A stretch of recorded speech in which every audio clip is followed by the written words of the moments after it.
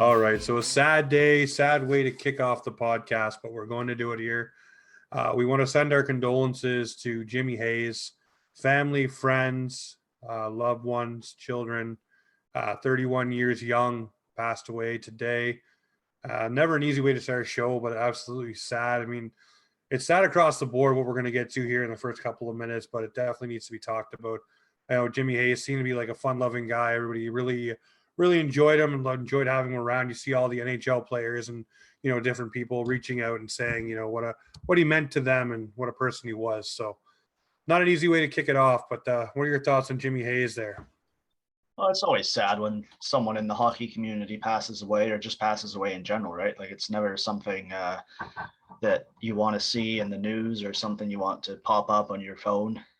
It's just a shame. I mean, I remember this guy. I think he was drafted in 2008 by the Leafs, so there is a little bit of connection there. They sent out their tweet, wishing the best for his family and all that. And it's always sad, man. Like it's never fun to see these players passing away.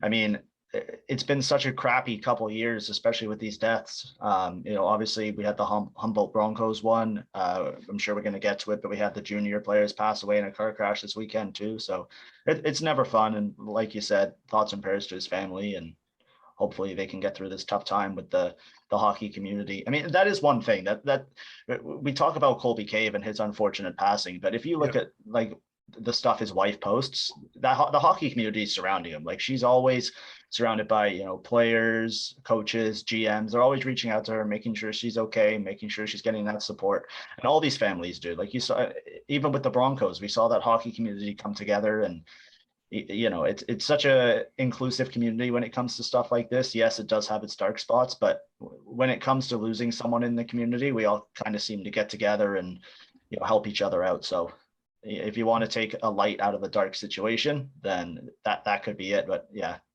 thoughts and prayers to his family, like we were saying. No, 100%. Well, another sad passing. Mr. Rod Gilbert, Mr. Ranger, as they called him, passed away as well. I obviously didn't get to see this guy play. I don't think me or you did, but still a sad moment. When anybody passes away, again, someone passed away in the hockey community, it's everybody. Everybody's making sure those loved ones and people are, taken care of. And, Mr. Ranger, Rod Gilbert scored 334 goals from 66, 67 to 76, 77. I mean, that's the fifth most NHL goals in that span, behind like guys like Phil Esposito, Yvonne Cornier, Red Sealy, and John Buick. I mean, not bad guys to be in a company with scoring those goals. So tip of the cap to Mr. Ranger, and thank you for all the memories. And yes, Josh, the other one we were going to get to is very sad. 3 young junior players passing away this weekend in a car crash. Our heart goes out to each and every family there. That is huge in the hockey community. 3 young men lost, their lives ahead of them, everything, and, just gone in a blink of an eye. I said it today about the Jimmy Hayes thing. Hug your loved ones, hug your special people in your life, because you never know when things can change on a dime. And, you lose these 3 young men, you lose Jimmy Hayes, Rod Gilbert, you just want to make sure you hug your loved ones because you just don't know. Yeah, there's not too much more to say on that. It's very unfortunate. It rocked the hockey community. It really did. You saw people with stories about all of the people we just talked about. So, and how they touched their lives and how everyone always seems to have a story about somebody. And it's just awesome to hear these stories. So, let's keep the memories alive with these stories, guys. I love reading them. Yeah, definitely. No, you want to sit there and read them. You read all the comments, and everybody's got a story about someone, and funny story, or story how they help somebody out. So no, absolutely beautiful. And there's no easy way to transition out of this, but we're talking about the hockey community, and the hockey community really does get around Team Canada, and Team Canada now 2-0 for the Women's World. The first game against Finland, Josh, down 2-0, didn't look like they had a lot of life, a lot of legs. And then all of a sudden it all started to come together.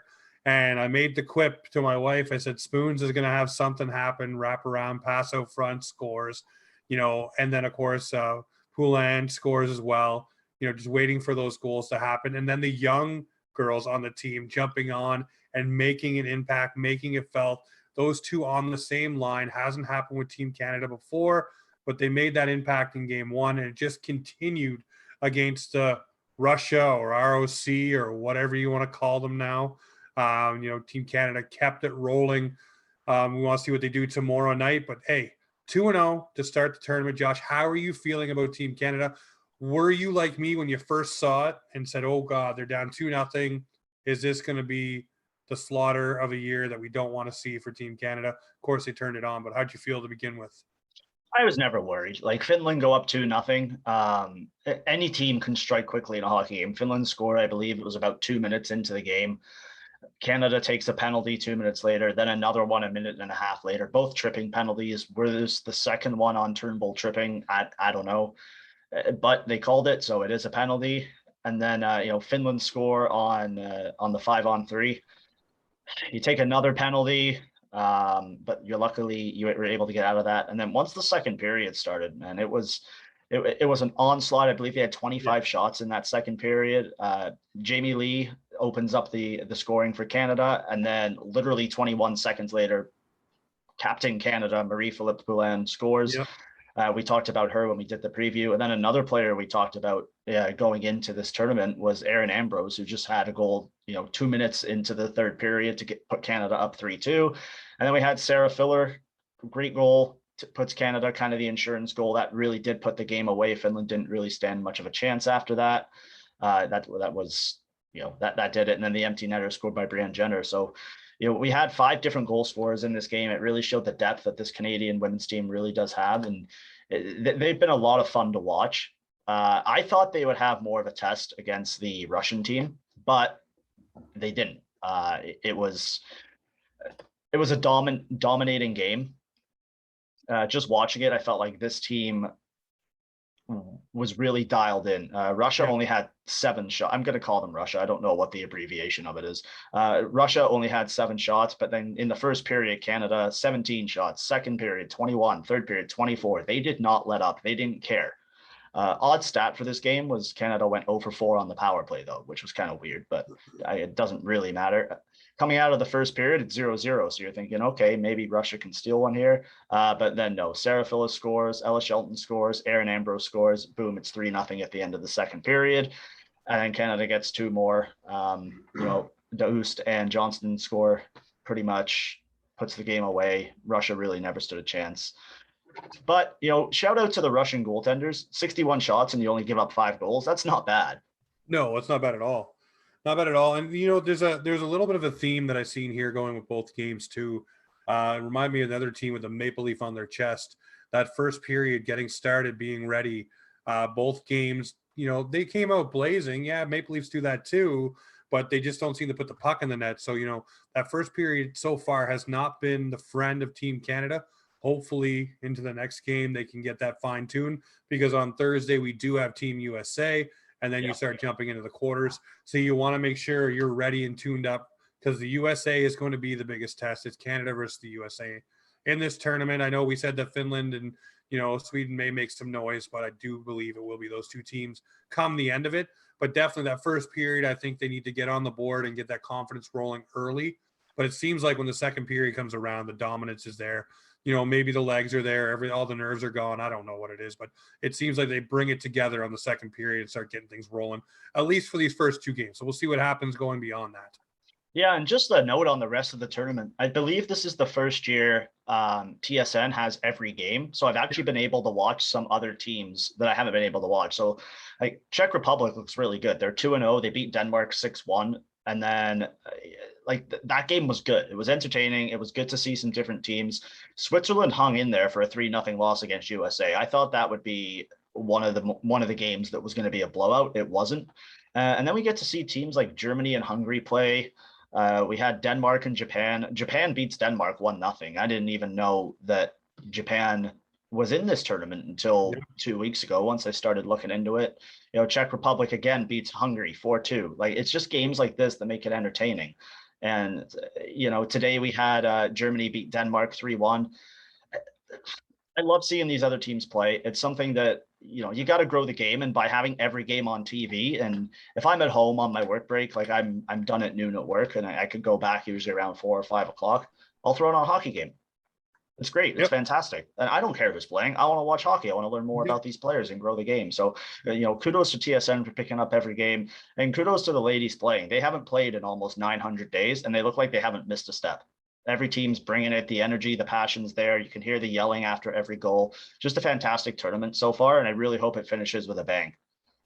No, for sure. Well, we talked to Nick Sakavich, the commissioner of the NLL, not too long ago as well, about getting the eyeballs on sports, right?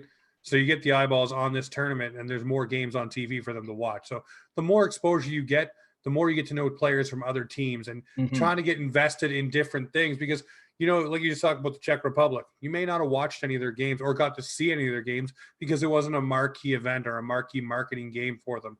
But now every game's there, so you're definitely going to tune in and check them out. I still can't wait to see Canada USA. I know that's the big thing, but hey, maybe one of these teams surprises. Maybe the Czech Republic squeak their way in there and it ends up being the US and the Czechs, or it ends up being Canada and the Czechs opposed to the USA, which would be absolutely great for the game. You want that next step to happen. And I think it's trending in the right direction, and maybe a couple more tournaments, but we'll definitely see what happens. And of course, the Olympics are around the corner as well. Talking about Kings and Olympics and big things. Unfortunately, we lost a great goaltender. No, he did not pass away, but he's not going to be putting on the pads for the Washington Capitals or the New York Rangers. Henrik Lundqvist, the King, calls it a career, hangs up the skates, is retiring from the NHL. For me, this guy here, we're never going to see, I think, a goaltender do what he did. What is it? 1, 2, 3, 4 or 5 seasons in a row of 70 plus games started. On his career, he's a 2.43 goals against and a 918 save percentage. He's the King for a reason. He definitely earned that crown. I wish he would have earned a Stanley Cup, especially when the Rangers made that push. One thing that he didn't get to do, but you look at him and you look at his playoffs and you look at all the stuff that King Henrik has done in his career. One stat the Leafs could have used him for is in Game 7s, he went 6-2 with a 111 goals against average and a 961 save percentage. That would have been beautiful between the pipes for the Toronto Maple Leafs, but we did not get that in any of our Game 7s. And, Henrik Lundqvist's 459 wins are the most among a goalie who played for one team in his entire career. Yes, he did sign with the Washington Capitals, but Never played a game.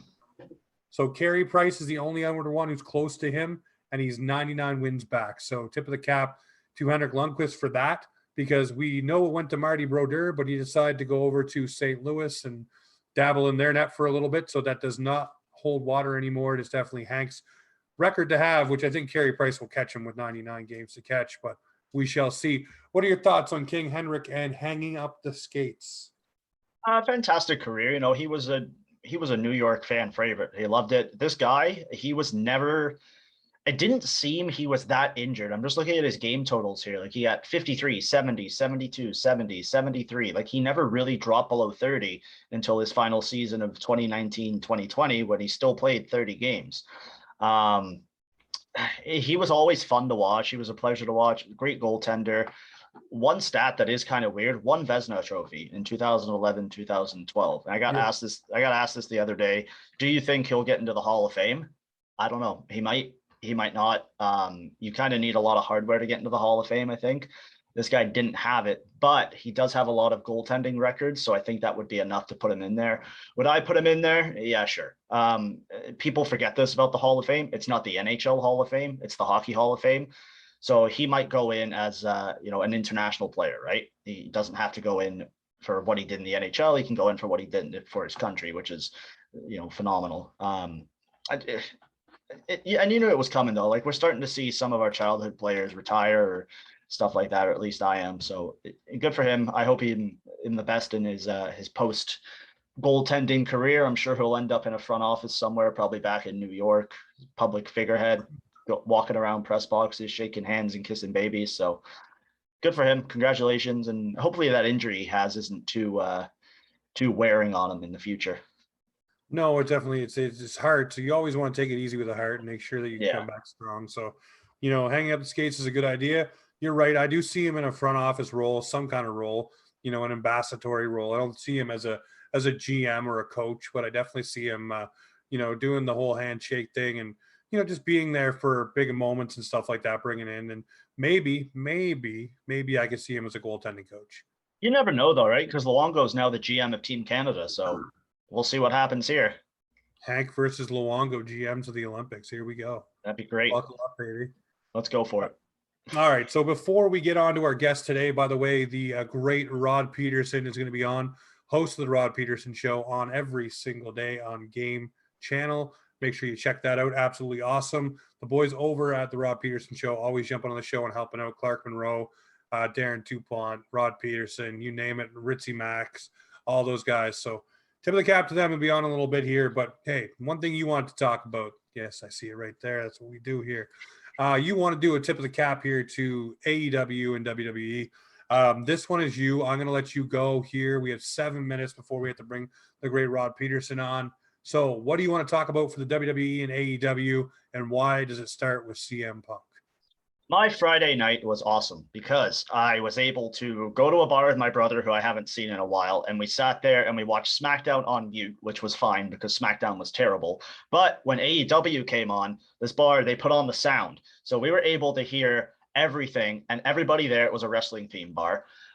Everybody there was there for that one reason. So it felt like I was in the arena. AEW did this so well. They opened the show and right away, take your notes, WWE. They give the fans what they want. CM Punk chants for about a minute. All of a sudden, Cult of Personality hits. He comes out. Crowd's going crazy. We have grown men crying in the crowd, which, side note, if you're making fun of that guy, get a life. It's obviously very important to him. Like, let the man enjoy his time. Punk comes to the ring, dunks on the WWE without actually mentioning them. Like, my favorite line was, I left pro wrestling in 2005 and I came back in 2021. And then just as he yells, I'm back. And then just as he's about to leave, he offers everybody free ice cream bars, which if you are a wrestling nut like I am, you know, that was something he was trying to get from the WWE, but they never did it. So this was just amazing. And then, the rest of the show was great wrestling. AEW knows how to put on a show, and Rampage is working for them well because it's 1 hour, match, promo, done. It's fantastic. I love it. You finish it off. Even Mark Henry's decent on that, which is, if you can make Mark Henry look good on the mic, then you're doing something right. And then they follow it up with SummerSlam, and SummerSlam was good, but it wasn't, because it was only good for the moments they have. They made big moments, one big moment and then another big moment. You have Becky Lynch returning, which in the moment was fantastic, but what are you doing now? You just knocked down one of your top stars in Bianca Belair. How are you moving forward after this? I really think they botched that whole thing, to be honest with you. I really feel like they did, because they overpromised, underdelivered on the whole thing. You had Carmella come out, you had Becky Lynch come out, basically squash her, and then they talk about blowing the roof off, having a great match. And when you think of that, you think of the matches that Sasha Banks had, with Bayley, or Sasha Banks had with Becky Lynch, all those great matches where they absolutely tore it down, whether it was in NXT or WWE. But then you look at it and you listen to that and you're getting excited for it, and then she squashes her like that. And to me, it's like, all right, I understand where you're coming from with this, but like you just said, you just killed all that momentum. And they talk about, well, there wasn't a clean pin, it wasn't a clean beat. It was a cheap shot beat. So they didn't, lose all their stock. In my opinion, you did. Oh yeah. What? Topic goes back to Charlotte Flair and Becky Lynch and those names again. It's not about the new names. No, they made, what they did in this, they achieved one of their goals, which was making Becky a heel, because she's going to be a heel moving forward after this. But you completely buried one of your top wrestlers, and I'm not giving them as much shit on this as I should be, because it sounds like they didn't know Sasha Banks couldn't wrestle until the morning of. So they had very little time to plan what they were going to do. Sure, okay, things happen. You have a massive production in SummerSlam. You need to do what you can do with the ease of it. You have an event that big. Sure, yeah. You know what? Make the fans happy. Bring back the top female superstar of the last, 10, 20 years. Go ahead, go for it, and do that. But they could have done it so much more differently. You could have had it be a triple threat. Becky comes out and says, can I join? Sure. She beats the crap out of Belair, throws her out the ring, and then pins Carmella. then you can still get that one-on-one match between Belair and Becky down the line. You know what? It's just stuff like that. Then you get to, Bill Goldberg and Bobby Lashley. I actually found this extremely entertaining because not for the wrestling involved, but just for the fact that the crowd was absolutely loving Lashley because he was beating the hell out of Goldberg, and nobody likes Goldberg. So that was fun. And then to make it even better, he just attacks his kid at the end, which I guess they're going to fight in Saudi Arabia, which sure, whatever, go ahead. And then, you got the main event, John Cena and Roman Reigns. This had a big match feel to it. I think it under-delivered. And yet again, they made this match just to create a moment in Brock Lesnar coming out at the end, which, not going to lie, I popped for a little bit because I wasn't expecting it. I guess now that I think about it, I should have expected it. But, it's always cool to hear Brock's music come out. And then he comes out looking like a Viking, just absolutely jacked. Pat McAfee losing his mind. It was that was quite the moment. But what's the long-term booking here? Are we getting Roman versus Brock number 7 or Paul Heyman on a pole match? Like, what's going on here? So yeah, I don't know. What were your thoughts on that? I didn't like my wife calls him Brock Lobster because he always turns bright red as soon as he gets hit with anything. So it's always a joke in our house when he comes out. She screams Brock Lobster because it's funny. She doesn't really watch much with me, but she knows him from WWE and, of course, the UFC. I'm huge on the AEW side of things. Why? Because I feel like they're trying to breathe life into it and give new stars while working with old stars. I feel like the WWE just keeps going to the same damn well and repeating history. And now they're realizing that, hey, we're probably not going to be able to do that for much longer. Well, you say that, and then you go and watch NXT TakeOver last night, and we had Ilya Dragunov and Walter deliver probably the best wrestling match I've ever seen in my life. But that's what I mean. But those guys aren't on the big product, right? They're and not the big product or SmackDown or the pay-per-views. They're on NXT. And the reason why NXT is doing so well is because they're doing exactly what AEW is doing. They're focusing on the entertainment, the wrestling. They're not focusing on all the stupid theatrics and Hornswoggle under a ring or Paul Heyman on a pole match or any of those kind of things. They are focusing on what fans want. Yeah. And right now, what fans are starved for is a good wrestling match with good storytelling throughout and a lead in. When you watched wrestling in the early 2000s, when The Undertaker was taking on Flair, there was a story. When Jeff Hardy was going after The Undertaker, there was a story. Rock and Austin, there was a story. There's always a good story, know. But I agree with that. Yeah. But anyway, one sec. If you want to hear more wrestling, come listen to my wrestling show, Orion's Belt. We're going to have you on soon. We just got to find a schedule where I can get everybody else on too. Sounds good to me. And right now we're going to join us with Rod Pedersen. Let's take a break and hit the pause and get back to it. All right, as promised, here he is, the man, the myth, the legend, Rod Pedersen of the Rod Pedersen Show. You see him every day on your TV. You better be listening in. He's sitting in with us tonight. Going to talk some hockey. But first, I want to ask Rod, hey, how are you doing? And how are you liking the CFL season so far? Hey, good to chat with you guys. I'm enjoying it a lot. It's nice to talk CFL with some East Coasters. I sure loved coming out there for Touchdown Atlantic in 2019. My God, that seems like a long time ago. And obviously we're not getting one this year, but I had some severe reservations, guys, if there was even going to be a CFL period, let alone a season, and then get as far as we have into week 4 before we had an actual COVID outbreak with the Edmonton Elks with that news breaking Sunday night. But the games have been good, and my picks have been terrible, which we won't get to the Atlantic Division NHL picks just yet. But the CFL games have been very hard to predict so far this year, which is what you want. No, definitely you do. And you know what? Born and bred Toronto Argonauts fan. I was born in Toronto, moved out east. You know the story, Rod. So does Josh. I'm loving what they're doing. Great game this past weekend. Very exciting, obviously. Winnipeg made it close, but the Argos held on. So I'm loving what I'm seeing too.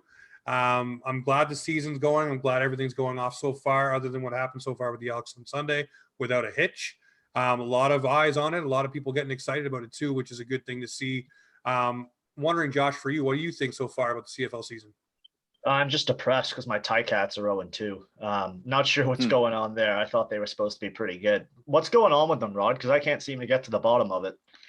Well, if you listen to the experts, which I don't think I'm one, but they just listen. I don't know how ardent of football supporters you guys are, but it all begins and ends with a line of scrimmage. And they say the Ticats offensive line has been awful. There's been a retirement, lost some guys in free agency, and it's just muddles up and screws up everything. But the problem in a 14-game season is if you get off to an 0-2 start, that's hard to overcome in an 18-game season, let alone a 14-game season. Yeah. So they're behind the 8 ball. And the one thing is, I think Hamilton's a very cohesive team. I really think they're close. I do. I love Jeff Reinbold, their special teams coordinator. I think Orlando Steinauer, their head coach, is just a gem. But when you lose, fingers start getting pointed and guys start covering each other's back, their own ass. So they better pull one off soon.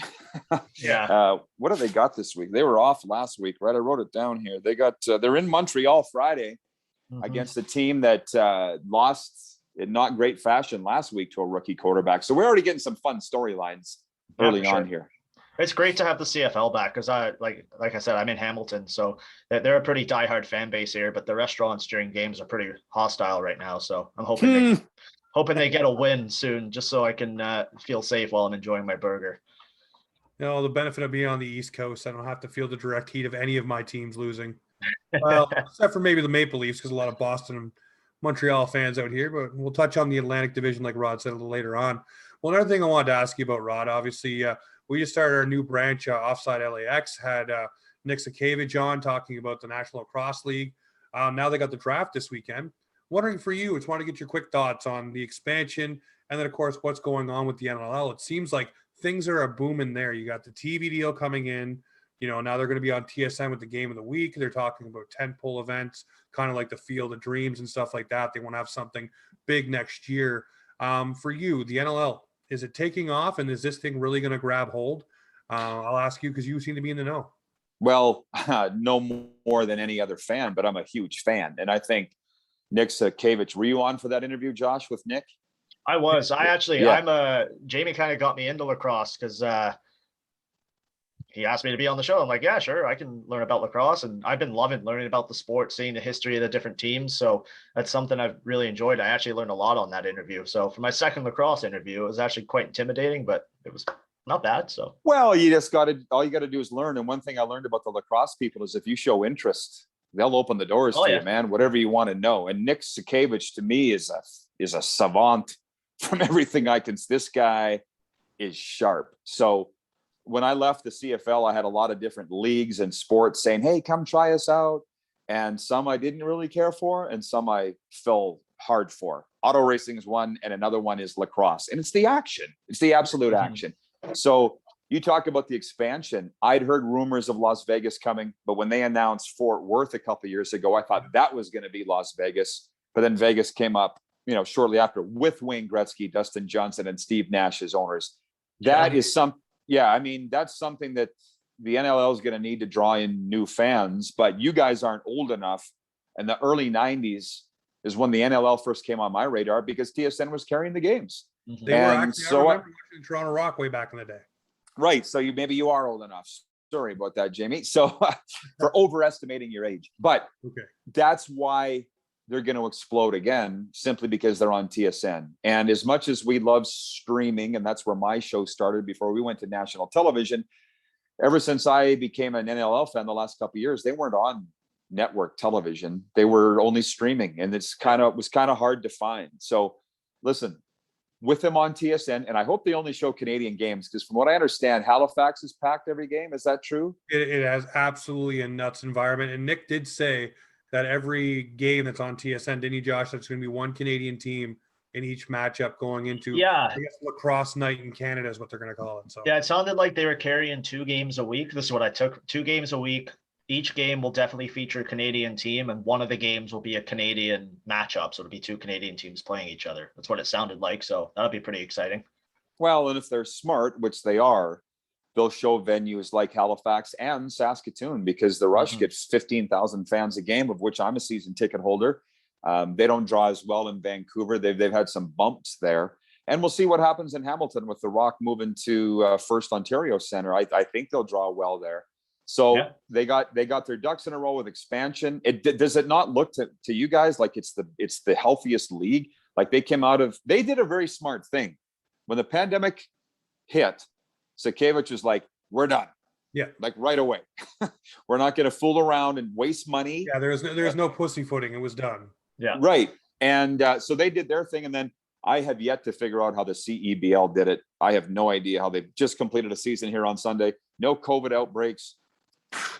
I went to a game in Saskatoon. It wasn't well attended, but how they pulled that, you got your Hamilton Honey Badgers there. How did they keep these players safe?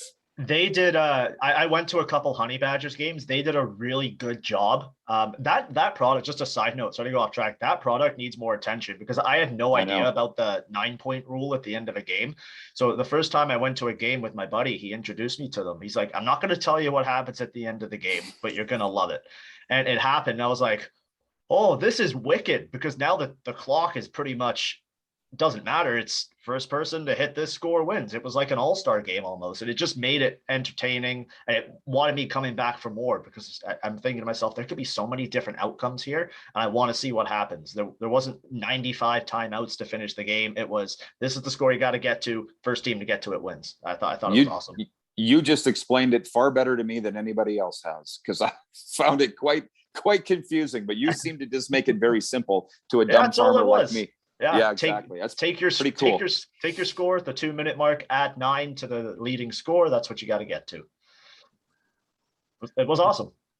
Yeah, well, that's the thing though. Like lacrosse, we're talking about. Doesn't matter if it's the PLL or Honey Badgers. It doesn't matter if it's the NLL. Everything is exciting to watch with it. So I think the more eyes you get on it, the more it's going to grow, and more it's going to boom. And like I said, here in Halifax, everybody is clamoring from the comeback. It was such a sad thing for them to have all that momentum, and then the season shut down because of COVID, because they were doing so well, and then lose the next season. But I can tell you right now, as soon as December hits, it's going to be nuts around here. Everybody's already rocking their jerseys here right now. It's still hot out.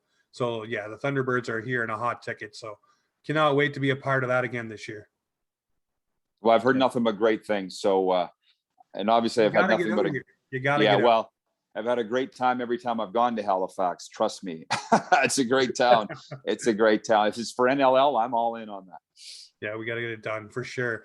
Well, the reason we had you on, and this is the topic du jour, we'll talk about the Atlantic Division in a minute, but me and Josh went through all of your divisions and all of your picks.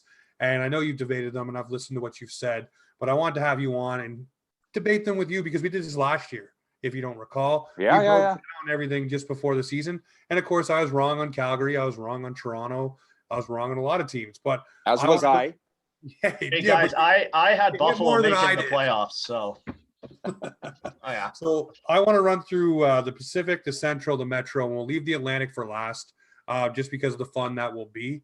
But I'm going to go right now. I'm going to talk to you about the Pacific Division. I looked through your picks and what you had. And let me just bring them up here. You ran it down: Vegas, Edmonton, Anaheim, Vancouver, Calgary, Seattle, LA, and San Jose. Josh, I don't know if you wrote out yours, but for me, I had it going Vegas, LA, Seattle, Vancouver, Edmonton, Calgary, and Anaheim. And for me, we all look at Vegas and we say obvious reasons of why they will be in first. There's no way around that, unless they're gobsmacked with injuries. And even still, the year that they lost every goaltender under the sun, they still found a way to win games. But then you look at LA, for me, good trades, good signings, great young talent coming up. If it all comes together for them, which I think it will, speaking with Dennis Bernstein about them a lot, this seems to be a year where they can probably gel it together and make a pretty good push. Will they be second in the Pacific? I don't know, but I definitely think they'll be one of those top 4 teams. I see Seattle in there. Again, I'm feeling that Vegas vibe. They got a good goaltending situation. They got good defense, and they could probably put the puck in the net with guys like Eberle and such. And then you go down to Vancouver. I think if Pedersen wants to stay in Vancouver and is healthy and good to play, and the additions they've added, like OEL, Garland, you look at Miller and all those guys, Besser, I think that's a team that can definitely make some noise. Edmonton, I think goaltending does them in this year. I said that to you last year, and I was wrong, but I do believe it this year. Calgary's a mess. To me, I just see them as a mess. All those players. You have Monahan. Is he staying? Is he going? Goodrow. Is he staying? Is he going? There's so many dark clouds, and I liken it to when the Maple Leafs had all those dark clouds, and all the problems that they're having with Babcock, Nylander, Matthews signing, Marner, all the problems, and it just hung over them. And I feel like a dark cloud's hanging over the Flames right now. Anaheim, we know they're working on being up and coming, but I don't think they're there yet. And San Jose, well, before we jumped on, we talked about the newest news for Evander Kane and all that situation. So there goes their leading scorer, probably not going to be on the ice next year, almost 100%. And then, that core is aging. Everybody there is aging. And, I think it was Friedman who pointed out a while ago that Erik Karlsson's basically on one ankle. He can't pivot the way he used to on one, and guys seem to blow by him. I believe it's on the right side. So you look at your marquee defenseman and Erik Karlsson, don't have much there. Brent Burns is Brent Burns, but everybody else is starting to age out. Logan Couture and Timo Meier. I mean, Timo Meier was linked to New Jersey. So again, just a team that doesn't seem to have it all together. But I don't know. I look at what you said about, having Edmonton up there. I just don't see it. Same with Anaheim. I don't see it. I don't see those two teams being up there just in terms of what they have. And if Edmonton addressed their Vancouver or their goaltending issue, I think they would be. Adding Zach Hyman, great. But that goaltending thing is a big problem to me. You guys ever been out to Western Canada? No, I've not. I tell you what, arguing with an Oilers fan, you better pack a lunch. Online. Yeah, you better pack a lunch and wear a helmet. It's different than Leafs fans. Oilers Twitter does not like me, so. Well, they don't like themselves. So, yeah, but I mean, Jamie, what are we talking about here? Are we talking about regular season? Yeah, we're talking about.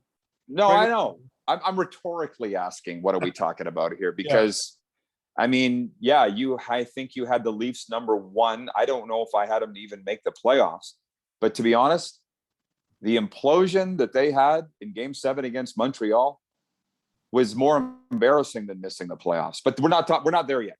We're talking about the Edmonton Oilers, who I gave up on Mike Smith 2 years ago because I was a Coyotes fan for a while. My friend owned the team, and that was when Mike Smith was there and took him to the Western Conference Finals. Yeah. I've saw the best of Mike Smith, and I've been waiting and waiting and waiting for it to come back, and it's never come back. I don't care what he had for save percentage last year, which was in the 920s, I think. That's what the Oilers fans were hanging their hat on. Against the Winnipeg Jets, he didn't cost them the series, but they got swept. So now, having said that, I still got the Oilers number 2 behind Vegas. So consider this. 2 years ago, they had in the COVID shortened season, they had the highest point total in Canadian teams 2 years ago. And then last year, they finished number 2 in the country. So that tells me they are building. I believe that they are. I would have liked to have seen them do something, but people are telling me that, Braden Holtby's too old. He couldn't start it. Like, I wanted to see them sign Braden Holtby. Would have been a local kid. Yep. But they're going to keep pounding their head against the wall. Mike Smith's going to be 40 by the time this contract's up. I think they're just praying that they do see the Mike Smith, or that they defend better. And that's why they brought in Duncan Keith and some of the changes that they've made. But I'm just saying the Oilers have not been historically the dumpster fire we're used to them being. They've been getting better. So if they do get any goaltending, they should be fine. Well, they're also in one of the weakest, well, no, not one of, it is the weakest division. By far. Yeah. Well, yeah, I mean, after Edmonton, I want to ask you about Anaheim, so don't let me forget about that, because I have a theory why you have them at number 3, and I want to know if I'm right. Say it. Do you think are they at number 3 because you think they're getting Jack Eichel? Well, wouldn't that be something? It's not. Full disclosure, one of their top scouts lives here, and he's a good friend of mine. So he's been pumping their tires to me for the last couple of years, and I've been watching their games in Trevor Zegras and Jamie Drysdale and Sam Steele, who's the captain of the Regina Pats, Gibson in goal. What everybody tells me is that they've got the worst coach in the NHL in Dallas Eakins. And I'm like, well, I'd like to think that he's learned something along the way, but it's not because of Eichel. But if they got him, wow, I think they would be really good. But I think they're primed to take a step. And I look at the LA Kings. I'm as shocked that you got them as high as everybody's shocked that I got Anaheim as high, because LA Anaheim. I like Anaheim at 3, especially bringing in Mason McTavish. He's going to add some real energy. This team's got some young guys, and they're going to bring some massive energy to this team. Trevor Zegras is just, he's another world player. And if they can get Eichel on a line with him, I just think it would absolutely rock this division. And, you know, I think we're close to seeing the 2007 Ducks kind of return here. Maybe not on that level, but the push they had, or that run they had from 07 to 14, where they were a constant playoff team, I don't think they're too far off that again. It's just going to take some patience. If they want him, they'll find a way, but they re-signed Ryan Getzlaf to a pretty healthy ticket. And I think I think the sun is set on my boy Getz's career out there, but he's still a great leader. He's a tremendous captain. Yeah. And I think Anaheim will be heard from and I get on the LA thing. They've got some great up and coming players too, but I don't think they're a playoff team. And we're looking at guys like Victor Arvidsson. I look at Philip Deneau, and guys, you're missing one thing here. This is an Olympic year. Drew Doughty is going to play out of his mind because he thinks he's an Olympic caliber defenseman still. He still and thinks only Drew Doughty thinks that. Nobody else thinks that. But hey, guys have motivations in their career to get where they want to be. And I do think Drew Doughty will be playing out of his mind this year. I just see LA coming up. I just do. I've heard it from, you talk about your friend pumping the tires. Dennis Bernstein pumps the LA Kings to me like absolutely nobody else, talking about these young guys. And they've held some of these young guys back. And I think this is the season some of them get let go to play and do their thing. And you bring in a guy like Deneau, you bring in a guy like Arvidsson, and you let Kopitar and them just run with it, because they were the vocal voices saying, hey, we need players. We want another chance. We want another run. So this is their chance to run with it. So Jamie, I got a question about the Kings. Yep. Jonathan Quick goes down, or he returns to having maybe a subpar save percentage. Who are you putting in net? Cal Peterson or Garrett Sparks? Cal Peterson. You run with Garrett Sparks. Well, we seen what Sparky can do, and yeah, and the fact that teammates didn't really rally behind him, but we won't get into that. Options aren't great though. That's the no, they're not great. But hey, here's the thing: there's such thing as a trade market, right? And there's some teams that do have depth in goaltending. I look, hey, Dallas Stars, how you doing? 3 goaltenders when Bishop comes back. So Anton Dubin, I don't think he'll be between the pipes for the Dallas Stars all season long. I actually see him go in Edmonton. So, being that goaltender there. So I don't think they're married to the Smith and why do I always forget his name? Mikko Koskinen. Yeah. Koskinen. Yeah. I don't think they're married to that tandem. I really do think that if they could have moved Koskinen, they would have. But I do think they'll bring in somebody, and I think it is Hudobin. But I just see Edmonton being on the outside of this picture looking in that division. Same thing with Calgary, Anaheim, and San Jose. I just see them on the outside looking in. But, I mean, you guys got Anaheim up there. I got LA up there. So we'll see. We'll look at the midway post of things and where we're sitting. Because last year, Rod Pedersen, you blew me out of the water. So it didn't even matter, except for the Leafs. I was good with the Leafs, but I had them in second, not first. I put Calgary first in the Canadian division. As did I. Yep. We both blew it. I had the Leafs first, but I was unbiased. I totally used facts, and there was nothing about my decision that was biased in putting them in first. With the flag on the wall, but but you were right. So yeah, let's shift some gears here. We'll go to the Central right quick, and I look at Rod's rundown here. We'll ask you about this: Colorado, Winnipeg, Chicago, Dallas, Minnesota, St. Louis, Nashville, and Arizona. The one I'm really wondering about here, I'm wondering about Minnesota for you. St. Louis didn't really surprise me, to be honest, but Minnesota, when Kirill Kaprizov really took that team to a different level. And they were able to make some things and do some noise this year. I didn't like the Suter buyout. I think that was a bad one for them. I don't know why they got rid of him. He was really upset about that. Obviously, hanging up on Billy Guerin when he called him. Didn't even let him finish. But I really see Minnie being in that picture. I think they're doing something exciting down there, and I really think that they'll be able to, over an 82-game season, really get in and put their foot in the door here in the top 4 spots in that division. For me, I ran it down. Obviously, Colorado, Winnipeg. I see them with a full season with Dubois, Hellebuck, everybody healthy, Ehlers, you name it. Coming into that 82-game season, doing well. I got Minnie in there. I got Chicago, much like you. Got Dallas for the 5th spot. St. Louis, Nashville, Arizona. Pretty much rounded out like you did at the bottom. But for me, I really do think that Minnie's going to be in there. Minnie's definitely taking it in there. I'm wondering what you think of that. Well, they're a good team. They put a heck of a scare into my Vegas Golden Knights in the playoffs last year, but they didn't just buy out Suter. They bought out Zach Parise too, right? heart and Freeze's, I mean, pretty much heart. done. Yeah, but I think he's kind of a heart and soul guy. And what I was told, because I thought that signaled a rebuild in Minnesota, and I'm told by Minnesota people, no, this is so we could pay Kaprizov.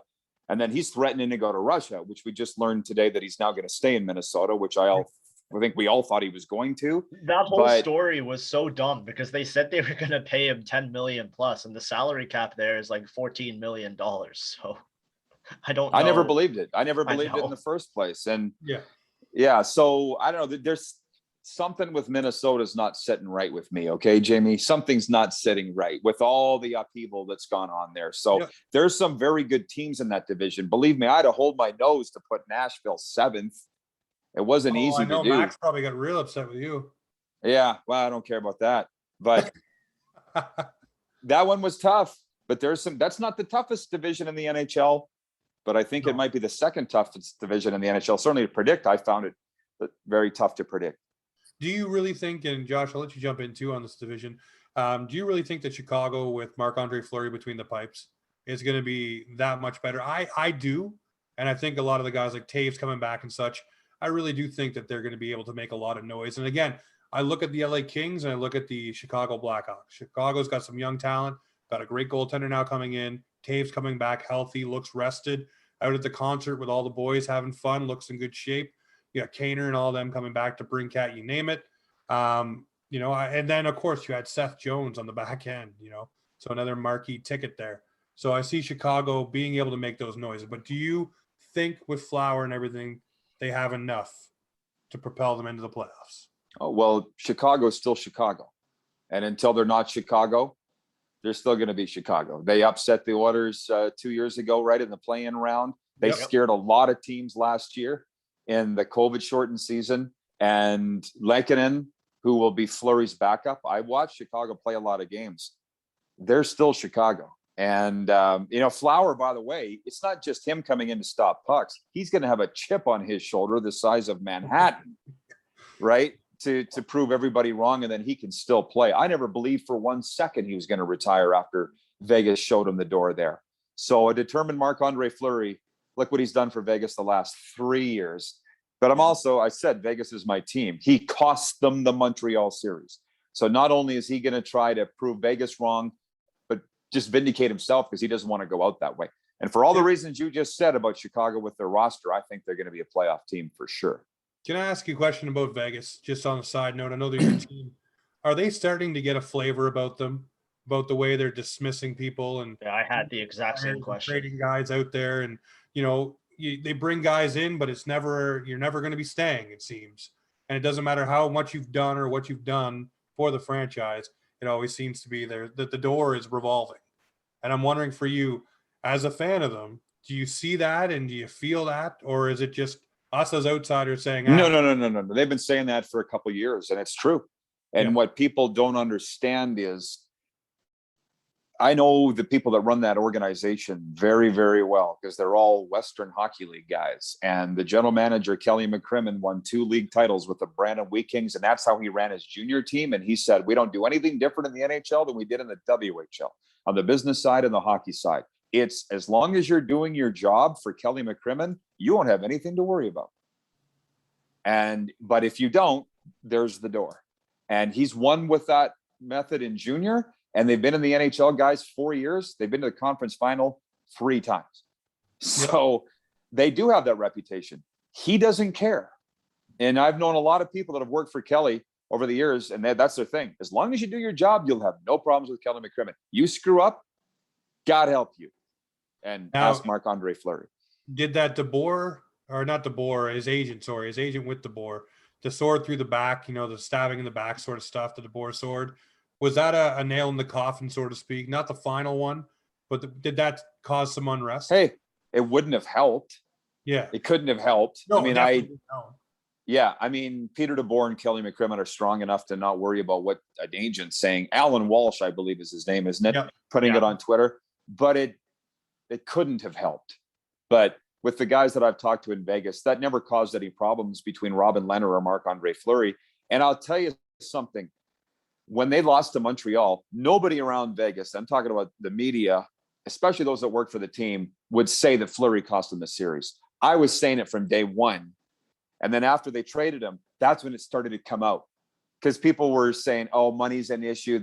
No, it was the gaffe in game 3 against Montreal in the last minute that sealed his fate. That's it.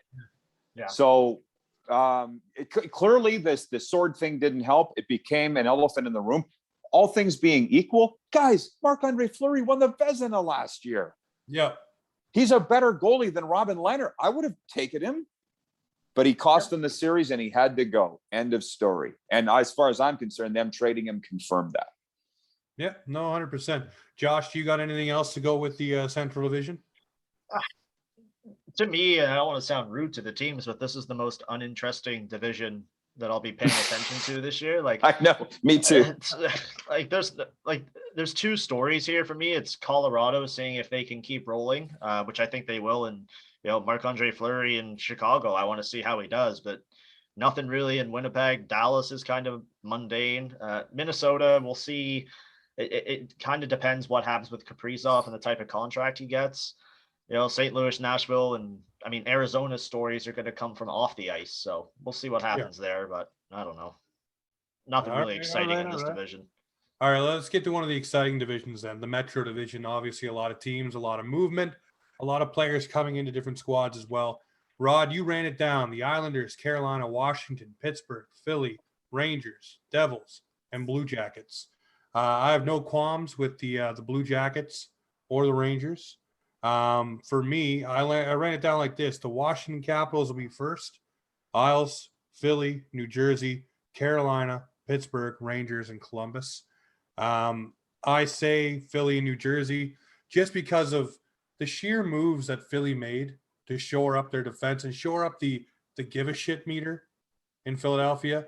That seemed to be something that was missing last year. They brought in a ton of character guys that'll run through walls for each other. It's a quote that kept being thrown around. They wanted to do better in front of Carter Hart to stabilize the in front of the net for him. So, pucks weren't getting through, wasn't so soft out there. So they did those things. I think that's going to help Philly. And this is coming from a Leaf fan. I told you before, Rod, they burned me in high school with Jeremy Roenick coming down the wing and ending the Leafs playoffs. I don't like Philly, but I'm saying they're going to be doing well this year and they're going to look good this year. And the other team for me is the Devils. You go get Dougie Hamilton. You don't go get Dougie Hamilton just because you want to sign the marquee free agent.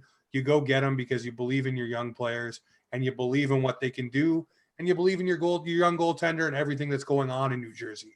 So for me, I see those two teams going into that top 4. And teams like Pittsburgh, I just see the sun setting on them. I don't see the Rangers being ready yet. Columbus is rebuilding. And as far as Carolina, I'm not buying that Freddie's going to be Freddie. We watched him here in Toronto. They're putting the eggs in that basket. I don't see it being the guy that you want to run with. And we just talked about what happens in LA if Quick goes down. If Freddie's out for the season, they just lost Nedeljkovic, Reimer, and Peter Mrazek. So Carolina depleted their goaltending depth. They brought in a couple of guys, yes, but you want Freddie to be the guy there at $4 million plus. And I just don't see him being the guy. I want him to stay in Toronto, but on a lower contract. I just see Carolina, unfortunately, for all the greatness they have on defense, minus Tony DeAngelo. I don't care how well he plays. I don't like the guy. And up front for scoring, you have great players as well. I just think that team right there shot themselves in the foot this offseason by getting rid of their goaltenders. They do have Antti-Ranta, so yeah, decent backup, but not the best. Well, they couldn't really decide all year who was their guy. But it's interesting. I'm sitting here talking to two Leaf fans who it seems like everybody was defending Freddie Anderson for as long as he was a Leaf. I believe in Freddie Anderson. Don Cherry said it, for God's sakes. And come playoff time, they didn't even play him. Was he healthy? Yeah, he was healthy enough to play. I talked to Terry Koshan about it, and then they said that he was fine. But the thing was, it was just so much rink rust, they were worried. And Jack Campbell was hot. In sports, you always go with the hot hand. Yeah. And he was. And even in the playoffs, you can't say Jack Campbell single-handedly lost the Leafs that playoff series. He didn't. He held them in. That was Mitch Marner, but we'll get to that. Was it ever? No. Well, I'm just saying, everybody in Toronto has been singing Freddie Anderson's praises as long as he was a Leaf, and then they don't even play him. So what is he going to be bad in Carolina? Listen, I was a goalie. You can swap goalies and not touch your chemistry. All you got to do is get in there and stop the puck. The That's thing it. for me with Freddie, though, and Leaf fans will listen to this and agree 100%. For the past 2 years, we haven't had Freddie. We haven't had the Freddie that we were used to that was dragging this team to the playoffs and doing well between the pipes and stealing games. That wasn't the guy we had. We had league average Freddie, and he wasn't healthy. You know, he had a knee and a hip issues, and he wasn't getting back to the health he needed to be at. And I don't think he's going to get back to that health. It didn't seem like he was towards the end of his time in Toronto, to the point where, again, they didn't play him in the playoffs. They didn't shake it up. They didn't do anything with him. And then all of a sudden now he's in Carolina and he's supposed to be this savior between the pipes. And I don't buy into it, especially with that hip and the knee. And I love Freddie. I got a Freddie jersey, Freddie shirt, Freddie bobblehead. I got the whole 9 yards. I love Freddie Anderson. You know, what did Kristen Shelton used to call him? The ginger save god. You know, there's all kinds of steady Freddie. You know, everybody loved him because that's what he was. But then he was until he wasn't. And it just doesn't seem like that Freddie's there anymore. And I think Carolina's banking on what Freddie used to be, not what Freddie is. And I think they had a great thing going with their tandem with Mrazek and Reimer. And, you know, another thing with Nedeljkovic, you know, you let that guy go through waivers, nobody touched him, but then you flip him over to Detroit for next to nothing. I think that guy's going to be stellar over there. But I look at Carolina and say they shot themselves in the foot. I'll say it again with that goaltending situation. You say that you could change up the goaltending and not mess with the chemistry. I mean, the guy's got to save the puck, though. And if he's not saving the puck, the chemistry, I think, goes out the window when guys start getting frustrated. And we all know what happens when Tony DeAngelo gets frustrated. Yeah, well, yeah. So at least he'll get to play, which he wasn't in Toronto. So, yeah, no, hey, 100%. But again, Jack Campbell, I think, earned his right, you know, winning those 11 games in a row. And we'll see what happens this year with him and Mrazek and what goes on there. But I want to know your thoughts, though. Do you think that Philly and New Jersey can slide in there? And do you agree with me that Pittsburgh, the sun is setting there? I could see Philly being a playoff team. I got them fifth. In Pittsburgh, they're getting old. They are old. So this is one last kick at the can. Maybe they augment and add to it. I did have Brian Burke on my show last year, asked if there was any chance of them trading Sidney Crosby for young pieces, and he's like, unthinkable. So Sid will end his career as a Penguin. He's already got 3 rings. How many more does he need? The thing with Philly that I'm watching the most is Karahat, who just signed a new deal, and I think is the future of goal for Canada whenever Carey Price is done. Doesn't look like, well, hopefully that's not for a while. But I'm just following Carter Hart. He's a Western Canadian guy. He's an Edmonton guy. And they might have made the playoffs last year, but for the meltdowns that he had, or the nights that he was breaking a stick over the crossbar. Goalies get better as they get older. That's a thing. And I just hope that Carter's gotten over the hump, because he'll probably be on the Olympic team, I would think, if NHLers are involved. And it's a big year for Carter. And Philly's fortunes will go with whatever he does. So I'm watching them very closely. Oh, yeah. No, I definitely, like I said, I think they did all the moves they did to shore up things in front of Carter Hart. And that's what they said at their press conferences. They wanted to make it tougher to play in front of him, you know, and give him more space and more time, you know. So, and that's something they didn't have. Again, though, I want to ask you about Carter Hart, though, because he did, I think, either switch or stop going to a sports psychologist or something throughout the season. And that kind of coincided with him kind of being more frustrated, smashing the stick and doing those things. I'm wondering, for you, being a goaltender, former goaltender yourself, you know, the mental is half the battle for goaltenders, I think, between the years, you know, staying in your own way, so to speak. Does he need to try to figure that stuff out, obviously, before the season, you know, get himself into some sort of rhythm where he can feel comfortable again? Well, I think it's 90% the battle. We already know he's got the physical tools. Yeah. But it's probably 90% or more between the years. There's no coincidence that the Tampa Bay Lightning have the best mental strength coach in the National Hockey League, and they're 2-time defending champions. So I didn't hear the story about Carter with who he was working with or not working with, but there's something there. I mean, again, he physically has the tools. It's where's his mind. And I just hope that he is working with the right people, because again, I want Canada to win Olympic gold medals, and he's going to be the guy. Name me another one. There isn't. Nope. So No, yeah, he's it for sure. I literally can't think of one. there isn't. But trust me, I've been looking for years. Carey Price maybe, but probably not. No, Like, I'm saying the future. Carey's Yeah, the future. now, but when Yeah, Carey's no, done, there yeah. isn't another one. No, we haven't been a goalie factory as of late, so it seems like we're coming out of that era. We're right now Carter Hart's the only one, but you think back, it was Price, it was Luongo. You know, you go through the names, Brodeur. You know, it was big names, but we'll see. We'll see what happens there. Josh, do you have anything to add to the Metro here, buddy? No, I like Rod's list. My only wild card, I actually would have it in the exact same way. I think if you have Sidney Crosby on your team, then you're probably making the playoffs. That seems like a lock. The only team I would maybe have a little bit higher, but it's a massive maybe, is Columbus. I think they have some pieces that could probably get them a couple more wins, steal a couple games, couple overtime points that might elevate them above New Jersey.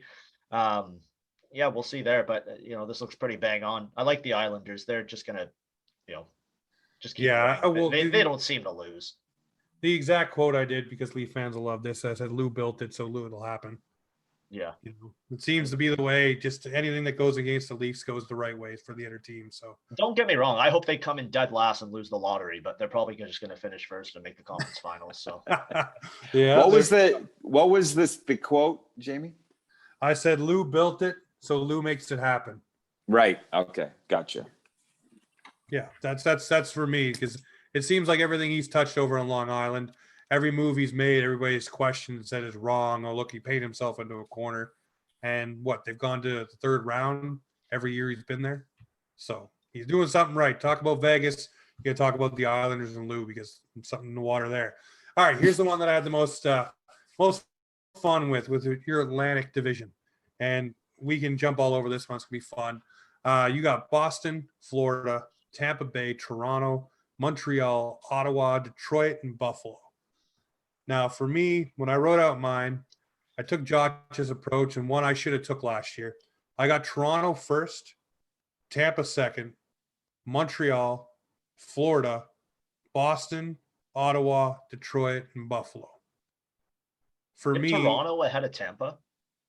I do. Oh, okay. I do. Well, you hang on. What made the Tampa Bay Lightning so successful? It was that third line. And that third line is no longer there. The third line is gone. That was a line that you could throw out. It could hit you. It could score against you. It could do all these different things. And that is one tool that is now gone from the toolbox that they can't just recreate. You got Matthew Joseph and other players that can fill the void, but they're not going to be a Blake Coleman. They're not going to be a Yanni Gourde. They're not going to go and get that third line where they had all that extra stuff. They just don't have it. So that's not there anymore. I think Tampa Bay also this year will be a Stanley Cup hangover. You watch them party this year. I think that will be a real thing for them, because again, shortened off season, 2 years in a row for them. You're the longest going team. I think it's going to have some ill effects for them. So that's why I said Toronto first, because I think for whatever reason, you listen to Austin Matthews and you listen to all the lip service that's going on with the Maple Leafs, and especially with this documentary coming out, the guys don't like it.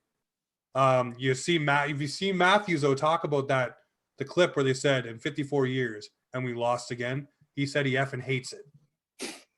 So there's a little bit, and we talked to Terry Koshan and David Alter about this. The exit interviews with the Leafs this year were different. The tone was different than any other year. Every other year it was, we're learning, we're growing. A lot of those guys were very, very pissed off and dejected the way things happened. And I finally feel maybe there might be some motivation under those feet, little feet to the fire year, because you talk about the series being called all or nothing this season for this squad, for these players, the general manager, the coach, everybody, Shanahan, you name it. This is all or nothing. They should keep the cameras rolling, because this is the year. If the Leafs don't do it, if the Leafs don't make the playoffs, or they don't make it past the first round, wholesale changes. I think the only guy, he'll be scorched earth again.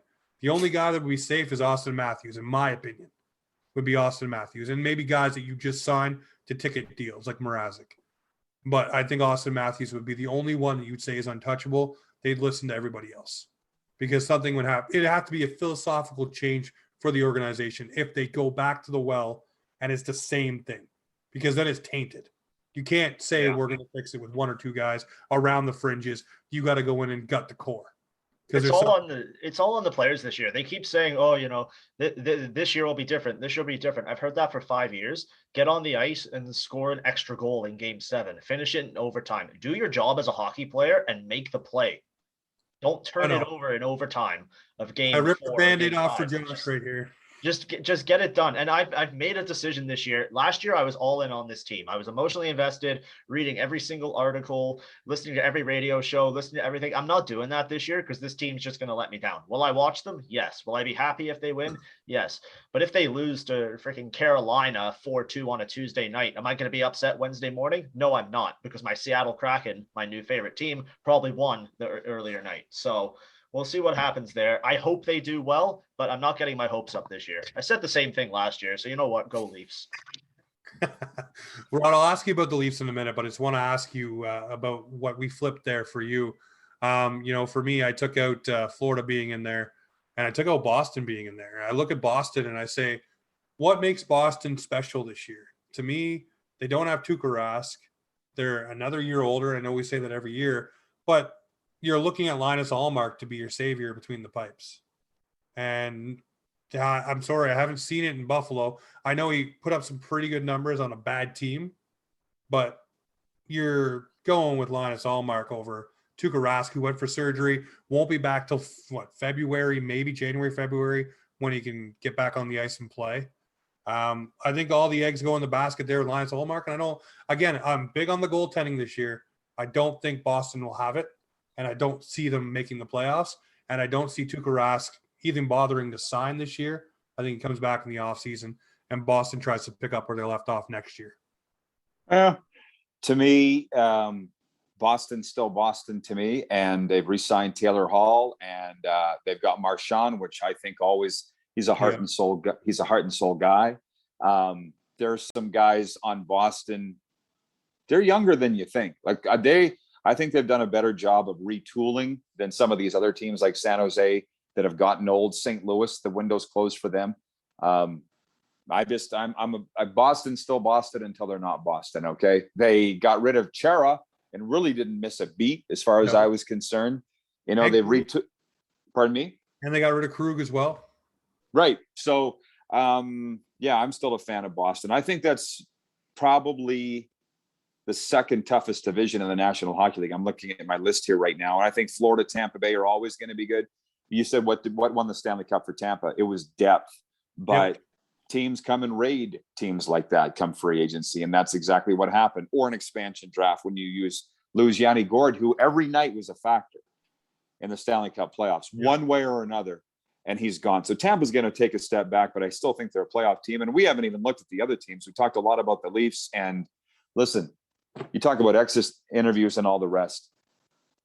I don't even know why anybody would still be a Leaf fan. And I say that with all due respect, but I'm watching Game 7 against Montreal, and it was midway through the second period. I picked up my phone and had to tweet, do they even care? There was no heart.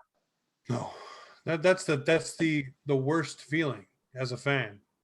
And we've seen it under Babcock a lot, where it just seemed like they didn't care. Same thing started to creep in with Keefe. And that's why I'm saying this year here, it's all or nothing for these guys. Because if that creeps in again, and that I don't give a crap meter is so low, then the core is rotten. And you got to gut it. You got to figure out what it is. When you got Mitch Marner in the playoffs crying in the penalty box, instead of using that as motivation to get his arts out there and do something with all the skill and all the talent and everything he has, and everybody keeps hanging it on two guys. They hang it on Galchenyuk and they hang it on Dermott. They say, well, those two overtime giveaways, that's the only reason why we lost. No, our stars didn't show up. There's no Austin Matthews, and then we learned Austin Matthews goes for wrist surgery. Obviously, he wasn't 100% in the playoffs. Okay, I'll give you a little bit of a pass there. But you still were able to score, 42 or whatever it was, 47 goals throughout the regular season, on that bum wrist, so you couldn't pot in a couple during the playoffs. But again, I'll give him a little bit of a pass. But Mitch Marner, he hasn't done it. And everybody's saying, he does get his assists. I want to see him score when it matters.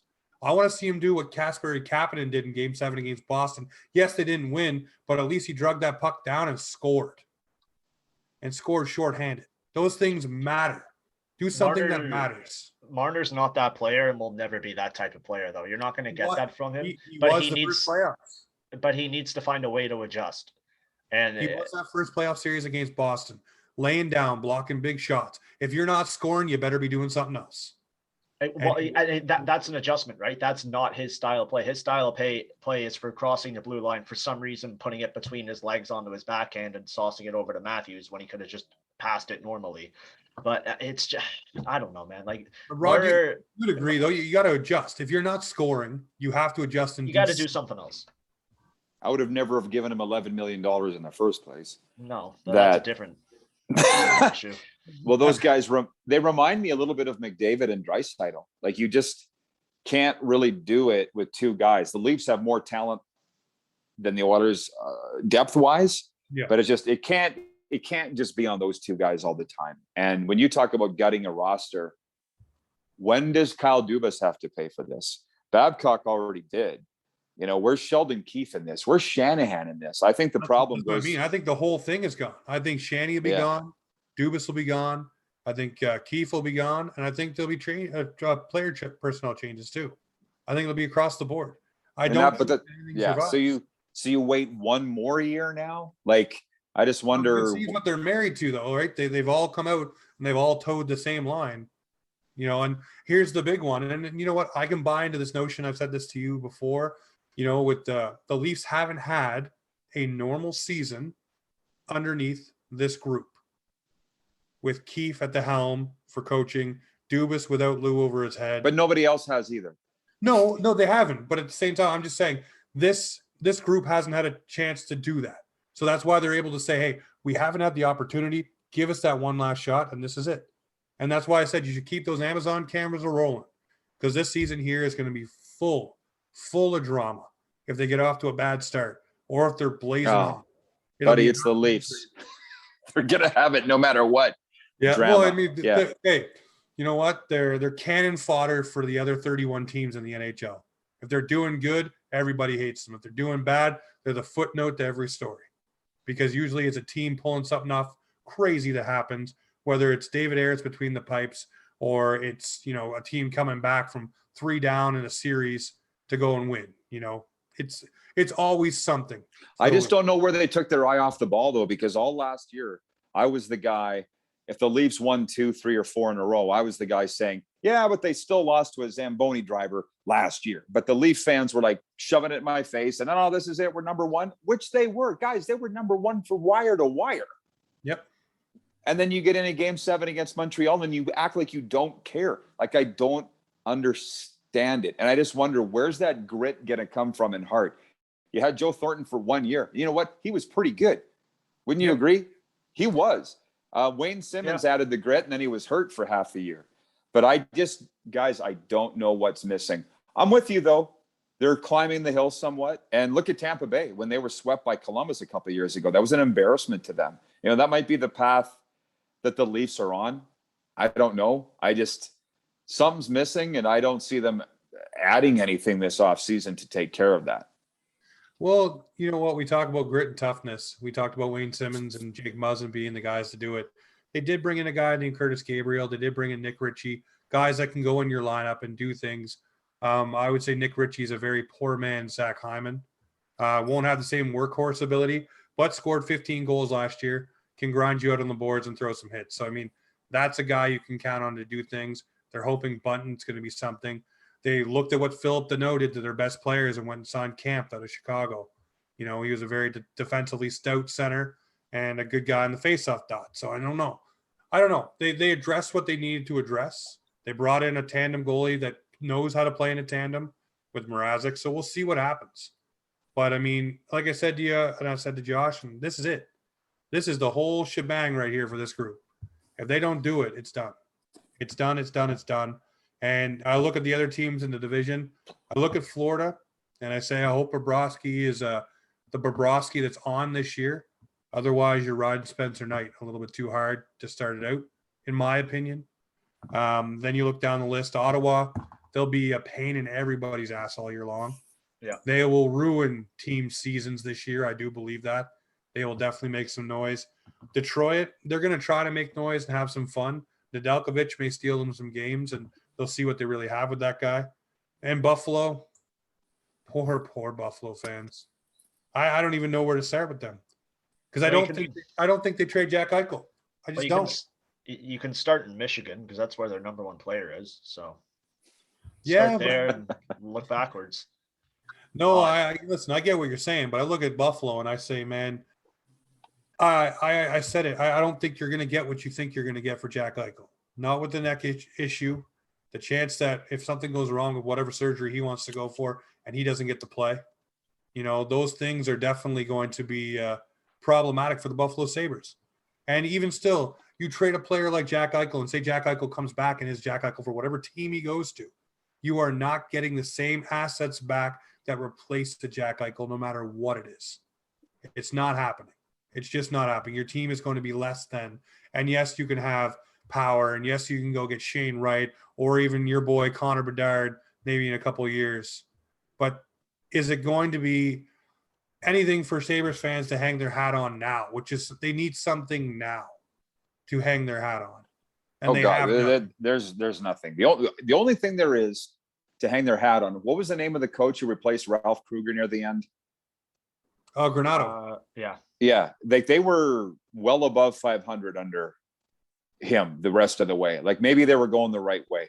That's a very small thing to hang your hat on. But with Kevin, you said that poor fans, and I couldn't agree with you more. And I'll go one step further and say those poor players, because Kevin Adams, the general manager, through this Eichel stuff, I don't know if you saw him say, we've got the leverage here. I've got the leverage. I'm like, no, you don't. Not a bit. Your best player doesn't want to play for you. And that has significantly lowered your leverage in trades, trade talks. Yep. So I don't see any positives for them at all. Not one. No, there absolutely isn't. I said that to Josh. We talked about this a couple of weeks ago. He sits there and he puffs his chest out. But like I just said, you're not getting anything back that you thought you were going to get back. You're just not. And now you got a guy that doesn't want to play for you, probably won't step on the ice for you, wants to go for a surgery. You're in turmoil with them. It only makes the other teams start licking their chops a little bit more because the package is not going to be there. I mean, what did they want? I think it was 2 first-round picks and then 2 top prospects. So out of Anaheim, I think it was Drysdale, Zegras, and 2 firsts is what they wanted for Jack Eichel. And you'd have to be off your damaged goods. For damaged goods. Yeah. For a guy that you don't know is going to be the same guy if he comes back at all. So no, Buffalo, for me, I feel real bad for Buffalo Sabres fans because they blew out all the guys that were half decent. Risto's gone. Reinhardt's gone. So now you're looking at these young guys coming in, but what are they coming into? More of the same? If you have a guy like Ryan O'Reilly leave the team, and before he does, he's talking about his love for hockey is gone. The love for the game has disappeared. And then he goes to St. Louis and he's reinvigorated. What is that saying? What kind of culture is there in Buffalo that is that bad that a guy says something of that nature? There's got to be something. Even Ristolainen was saying the same kind of things. So you look at a guy like the young guy they drafted in Power. Does he want to come to that? Does he want to sit around and be toiling around in that for a season? I don't think so. And that will not help his development. Look at a guy like Rasmus Dahlin. He was a stud before he joined the Buffalo Sabres. And now he doesn't look like he's going to be much of what he was supposed to be or projected to be. And I see that's another guy that may need a fresh start before they even get this thing rolling again. Casey Middlestat too. Middlestat, yeah. Supposed to be their second line center. It's just so hard to watch. It sucks. It's like I you know what? I hate it when the Leafs play Buffalo. They always seem to lose to the Sabres. It was always a Jack Eichel, Austin Matthews kind of thing. But now it's just I wish Buffalo would get back to where they were with guys like Hasek and Briere and having building rocking and stuff, man. I know it's a long ways away, but I wish they would get back to those kind of days. But Rod, before we let you go tonight, I want to ask you, let's get on a feel-good note here. For the NHL this season, there's been a lot of off-ice stuff going on with different teams, different situations, problems. What is one feel-good story that the NHL could take and run with this year, in your opinion? Well, what they could and what they will is the Seattle Kraken. And I think that it's going to be better than anybody imagined, because I've been going there for years in the Western Hockey League. They love hockey in that town. The only downer is they're suffering from sticker shock for ticket prices. They're going from $25 a ticket for junior hockey to $250 a ticket for the National Hockey League. But they already got a built-in rivalry with Vancouver. That's why I asked if you guys have been to Western Canada or not. Vancouver Canucks fans are damaged emotionally and mentally. And they're already saying in Vancouver that if they crack and finish ahead of the Canucks, they're burning the rink down in Vancouver, which there's a chance that they might. So, and as a Vegas Golden Knights fan, there's already a rivalry between Vegas and Seattle, because Seattle keeps flapping their jaws about, we've sold this amount of merchandise, we've sold this amount of tickets. I'm like, you haven't won a game yet, so shut up. So they're already got a little bit of cockiness going there. So that's what I'll be watching the most. And when you say the feel-good story, that would be it. I think the biggest story is what ends up happening with Jack Eichel, but I guess that's obvious, and that's not even a feel-good story. So it would be the Kraken, and then for me personally, just because I call the Regina Pats games, and we've got Connor Bedard here, the Wonder Boy, the next Marcel Dion. People are already, I just talked to him this week, people are already talking about, where is he going to go? Who's going to get him number one? And it's like, people don't even understand. There's a lottery and it's 2 drafts away. Yeah. So, but just to see who's tanking, who's on the way to tanking. Yeah. Right now, it looks like he'll be a Sabre, and that's unfortunate. But I wouldn't be shocked if it was the Flames either, because as you guys said, they're a dumpster fire. So we're watching both ends of the standings, the top and the bottom. Oh yeah, no, I want to see where these guys go, Shane Wright and Connor Bedard. But the story for me this year, I think, is the NHL finally realizing that they failed in the desert and making it a feel-good story by putting a team back in Quebec City. I think that'll be a feel-good story by the end of the year. I think it has to be. You're losing, unless you're putting them in Texas or Kansas City, which I don't see them doing. I think you put them in Quebec. The arena's there. It's turnkey. Get it going. Bring back the Nordiques. Have everybody freak out. Make that a look. When the Jets came back, how great was that? You put the Nordiques back in Quebec City. It's a win-win. The NHL gets to keep that team going. The arena's there. It's turnkey. Get in there, play. Done. Next season. It's a great story for sure. But I got a buddy, a football guy in Kansas City, who sent me an article from the Kansas City newspaper today that the mayor of Kansas City is willing to do whatever it takes to get the Coyotes to move to Kansas City. Like free rent, beautiful arena there. I think it's called T-Mobile Center. Yeah. Kansas City's already rolling out the red carpet. And the one thing that I've heard from NHL people that is a strike against Quebec City is the ungodly income tax players would be facing there. And if money rules the world, and I have a kind of sneaking suspicion that it does, if it's going to cost the players millions, maybe billions, they're not going to Quebec City. So, yeah. And I know Houston's wanted a team for a long time. So my guess is it's going to be Houston or Kansas City. I'd love to see it go to Quebec City. The Winnipeg thing is a beautiful thing. How that's felt that way, I have no idea, but you're right. So I don't know if lightning strikes twice. I hope lightning does strike twice, but you know what? I just want the NHL to realize it's not going to work and put them somewhere where they're set up to succeed. That's it. Because it hasn't worked. It just hasn't worked. And that needs to be another story. We talk about Buffalo. That's another team that needs a positive uplift and a direction to go in. Sorry, Arizona fans, but I think they're somewhere else. And I think that happens somewhere else. Hamilton, baby. There you go. Where Pittsburgh was going at one point in life, right? Not give it. Hey, where is Jim Belsilli? Where is he? Is he still alive? I don't know. Quick Google search might confirm. Playing on his BlackBerry somewhere. We'll look him up on LinkedIn. That's it right there. Well, Rod, I want to thank you very much for jumping on, talking about the divisions. We will have you on halfway through the season, hopefully, if you're available, to talk about where we're all at and see who is crazy and who's not. But I always appreciate your time, my friend. My pleasure. Thanks, guys. Good meeting you, Josh. Yeah, thanks a lot. Thanks for your time. All right, there we go. That was Rod Pedersen. And this has been Offside Hockey Talk, where hockey comes to talk.